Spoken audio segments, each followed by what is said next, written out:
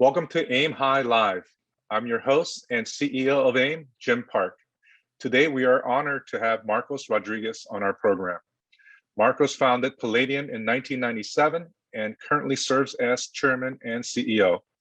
The firm he founded will soon celebrate its 25 years in the investment business.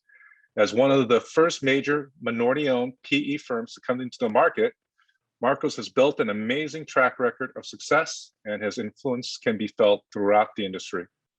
In this episode, I talked to Marcos about why diversity, equity, and inclusion is so personal to him, and discuss specific actions he and his firm have taken to ensure that more women and minorities are in the C-suite and boardrooms in portfolio companies he invests in.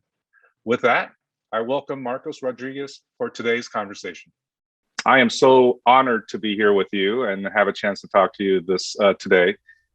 We have at AIM and Palladium a long history together, a long partnership together. And Marcos, I don't know, maybe you're about to celebrate something very special next year as an organization. You want to just kind of share your reflection on those years together and what we've done together? Jim, thank you very much. I very much appreciate it. And yes, next year will be Palladium's 25th anniversary. So a quarter century in business. And as we've been reflecting and talking to our partners about our history and how we got here, and you never get it. You never get anywhere really alone. And there's so many people who help you along the way. And when we think back, and Palladium's a private equity firm, we've done extremely well. We're focused on generating outstanding outcomes for our investors, our employees, and our communities. And as we think back over that time, and we've gone through lots of due diligence working with major institutions, state pension funds, large money center banks across the coast. One of our reflections during the pandemic has been that as we look back to those 25 years of history and the institutions and the individuals who backed us, these were all blue chip institutions with fiduciary responsibilities for millions and millions of beneficiaries. I don't think it's a coincidence that when you look at those individuals who were Palladium's champions within the institutions, they were predominantly women or people of color, or oftentimes both. And it is with great affection and pride that we talk about Palladium's partnership with AIM.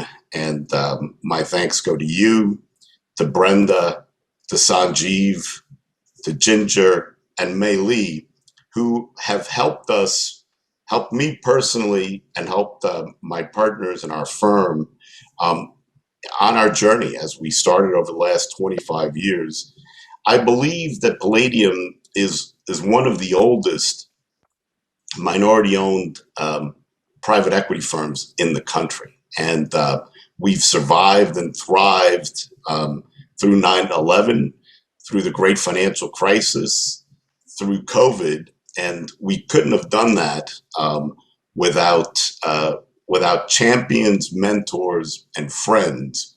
And it's in that spirit of community and gratitude that we are so pleased to continue and grow our partnership with AIM. Marcos, thank you for those nice comments. As we reflect on the industry and where we have come, you're about to celebrate your 25-year anniversary, which is a huge milestone. But it's also a big milestone for the industry as a whole. And people like AIM and other organizations who have championed diversity and inclusion for so many years.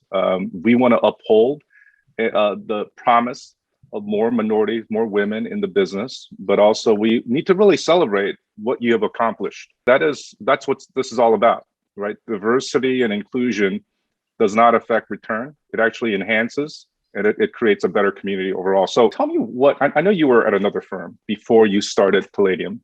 there must have been something that said, hey, I need to start something that I can control and drive with my own set of mission. What motivated you to get Palladium going almost 25 years ago? Sure. So this year is my 30, I'm going into my 32nd year in private equity. So I've been doing this a long time. And I started 25 years ago and started Palladium with a mission and a vision that we could create a different type of private equity firm. We've been minority owned since inception.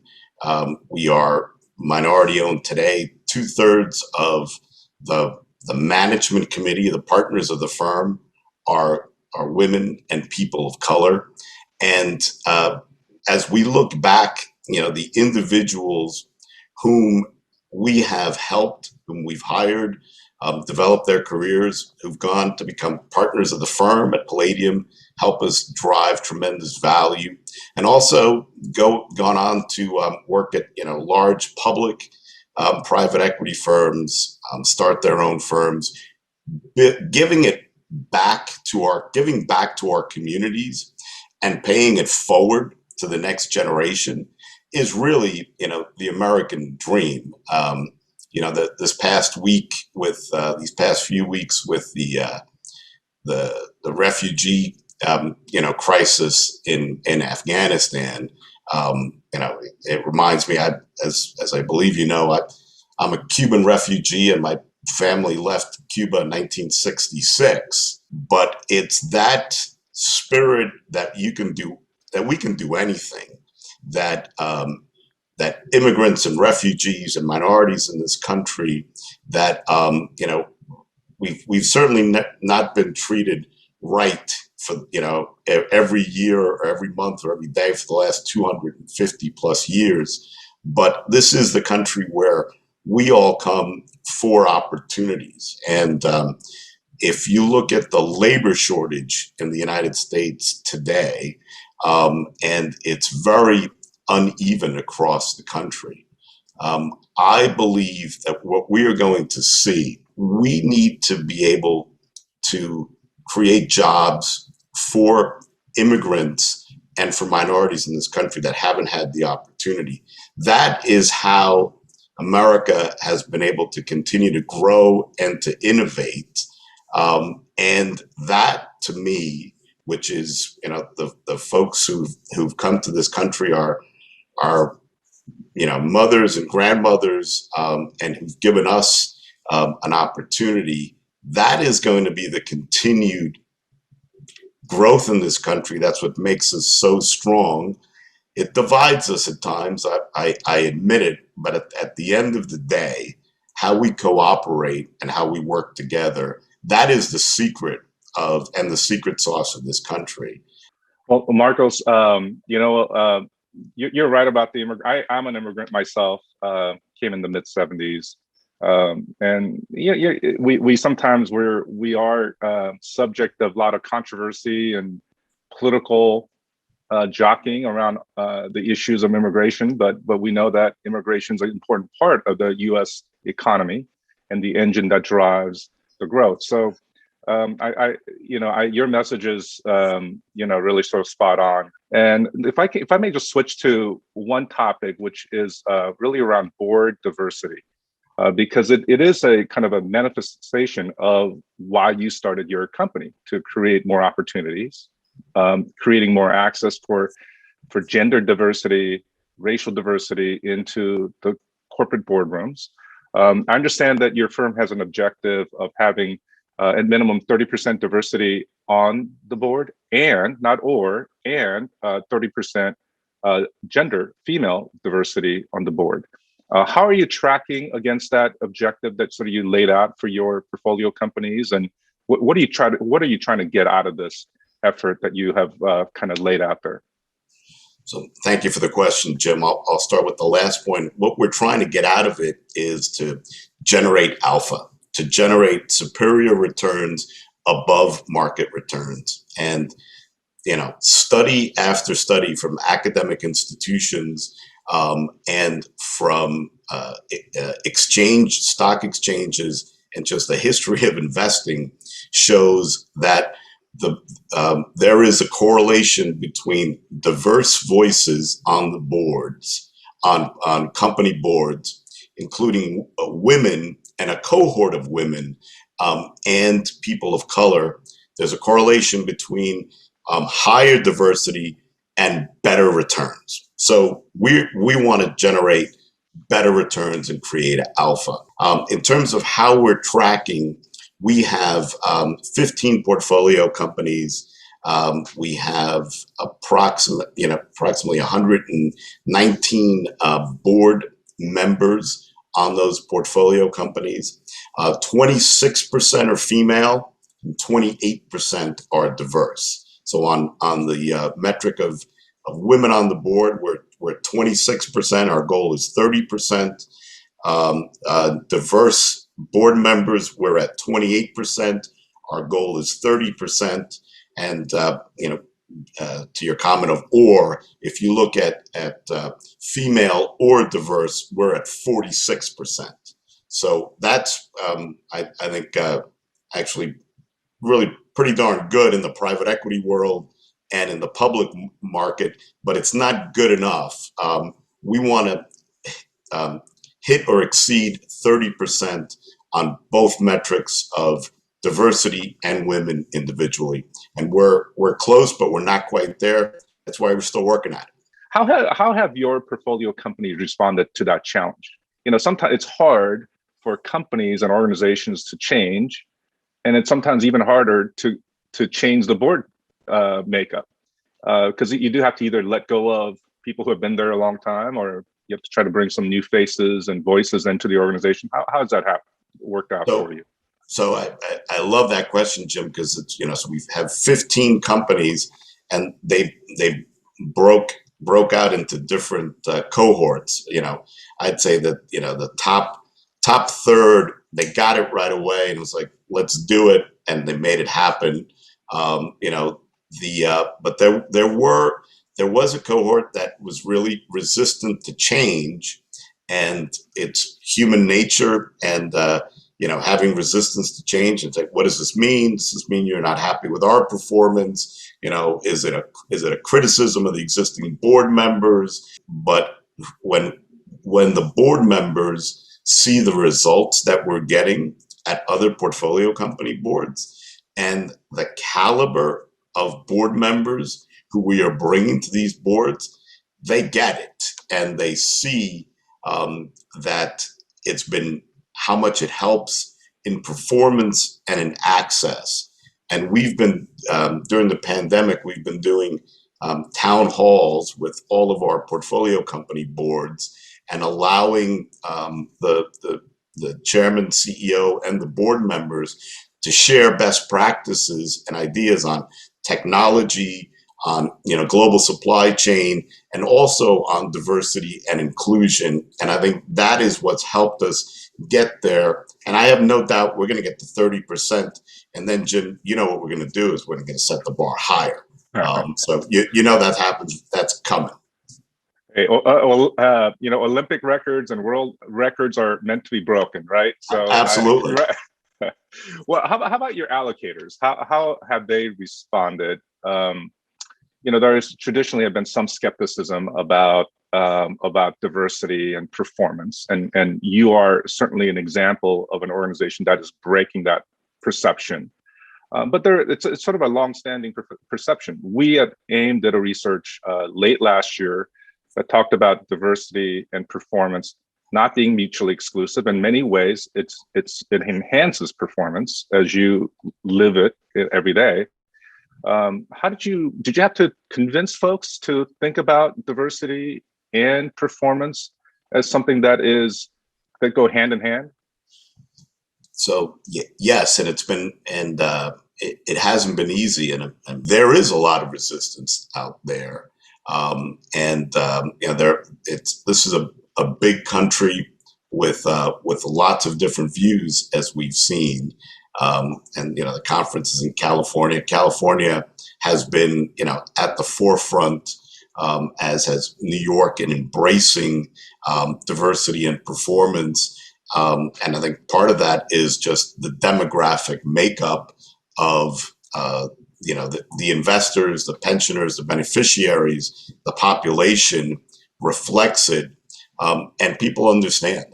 Going back to that comment, if it's really hard for institutions if they don't have champions within, who are part of the allocation process, who are women or people of color from diverse backgrounds, it's harder for them to make that leap because they don't see it, they don't experience it. So I think part of it, and I think one of the great strengths of organizations such as AIM and what you've been able to do over the last few decades is bring that education to asset allocators. And it starts with, hiring talented and diverse individuals into the asset allocators who then have a network of individuals and can connect with them.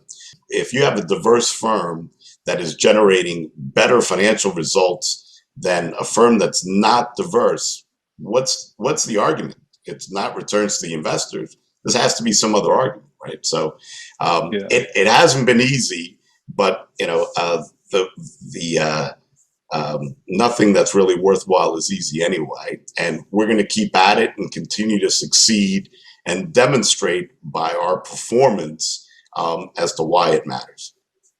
Let me, if I sort of go back to the whole social justice discussion that's been going on for those past year and a half, 2 years now, and that has certainly prompted NASDAQ as well as other organizations to put out a similar kind of board diversity goal.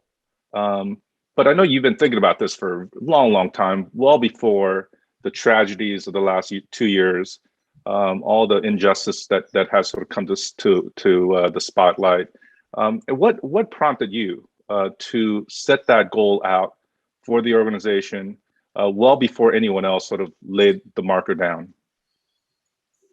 So I think it's where I came from and where I grew up. I went to grammar school in the South Bronx in the late '60s and early '70s, and that was a fairly diverse community back then, and it is now. And seeing the talent and how people could do great things together, and also the tensions that arose.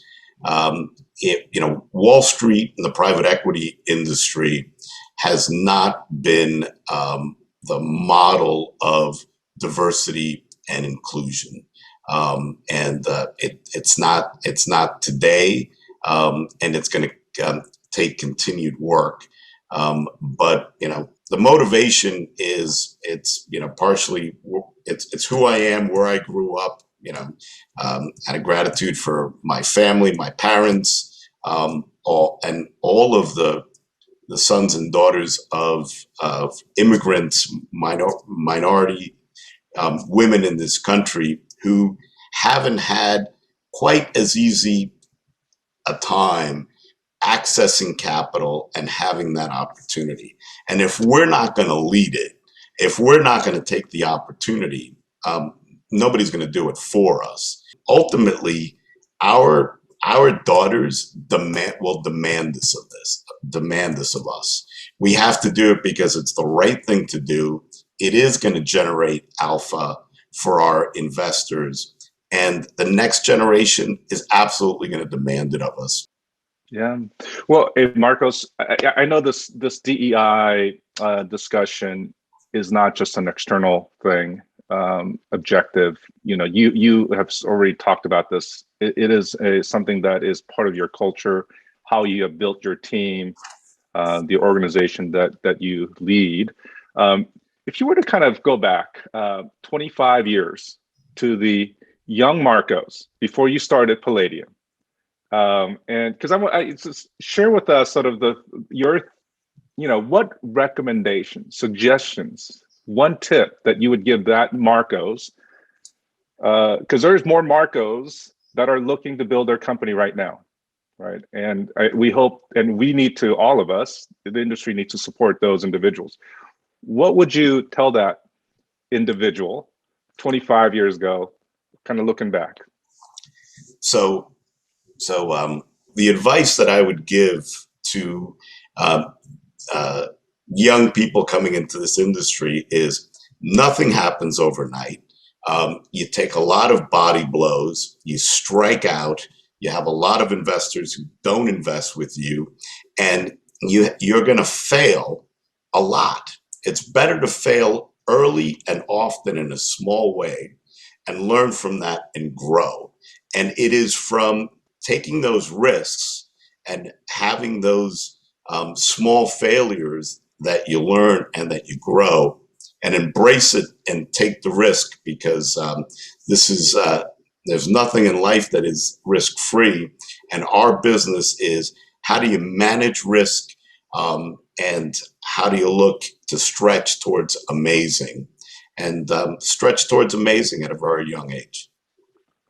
Well, Marcos, thank you for taking the risk of starting Palladium, because that risk has translated into inspiring a lot of people, a lot of women, a lot of minorities to do their own firm, start their own firm. And you certainly have been an example for all of us. So thank you for joining us for this conversation. I really appreciate your time. I appreciate all the support you provide, AIM. And also, you know, I know Suzanne's really the boss, but allowing Suzanne to be a part of AIM, and she's been an amazing contributor. So thanks again, Marcos, and we will miss you in San Francisco, but we'll look forward to seeing you again in person next year.